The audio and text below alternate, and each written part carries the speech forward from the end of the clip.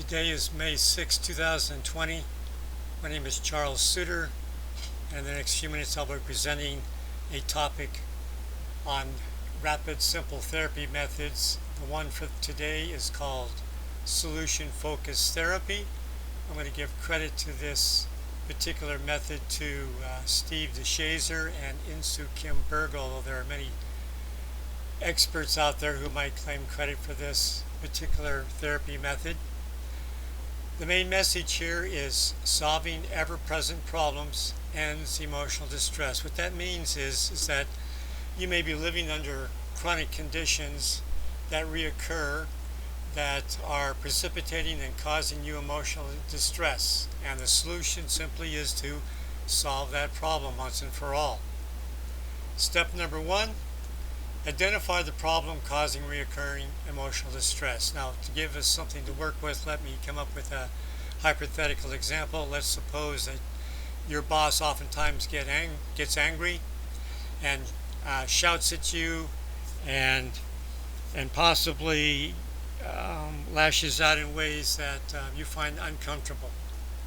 Let's assume that that's the problem. Well, what you're going to do is you're going to focus on what is the problem, not why the problem happens.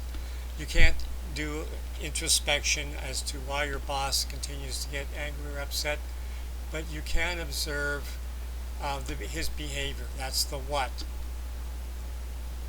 What is undesirable that, if changed, would eliminate emotional distress? So again, you're looking for underlying causes. A good question to ask is what I call the miracle question. What miracle must happen to solve your problem? Again, the short-sighted focus might be to look at the boss's anger, but there might be other attributes to the problem as well. So let's look at step number two. Identify possible solutions to the problem. Well, every problem has causes that perpetuates the problem. Identify them.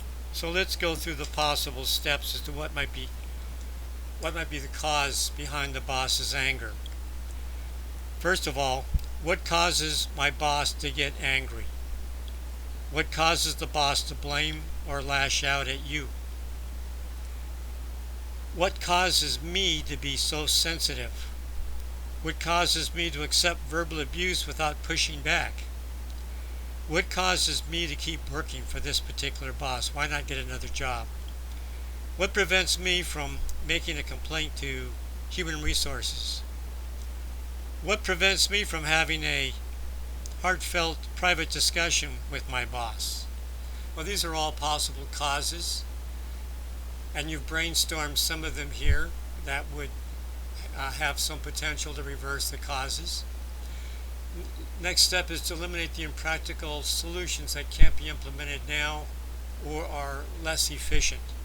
For example, let's suppose you like your job, it's well paid, it's got a good career path, you like your coworkers, you just don't like the boss being angry with you. That's a long-term solution. Going to HR may or may not work.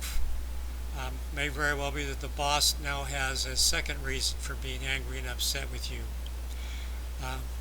You're sensitive. How long would it take to change your sensitivity? Maybe it's a character trait of yours that's not easily changed. So you need to focus on those practical solutions that can be implemented now. Step number three, select one of the solutions and implement it. If there are many good solutions, pick the one that is easiest to implement. In fact, pick a solution if it eliminates more than one problem. It's quite likely that maybe the boss gets angry with you because of the work that you're performing or the way you do it. The only way to find out is to ask. So maybe the solution that might work as a first resort is to have this private, heartfelt discussion with your boss. Ask him about your work performance, how you can improve it. Advise him that you're a very sensitive person and that his shouting at you, getting angry, is having a reverse reaction, causes you emotional distress, making you want to quit. Have that discussion with him. Maybe he's got some suggestions that he can provide that might provide a long-term permanent solution for you. In any case, if the solution works, then the problem is eliminated. If it isn't, then you can go back to your list and try another solution. In any case, the cause of emotional distress is often solvable problems. So if you can solve your problems, you will terminate the cause of your emotional distress. That's all for now. Remember to stay positive. You'll be happier and healthier and live longer.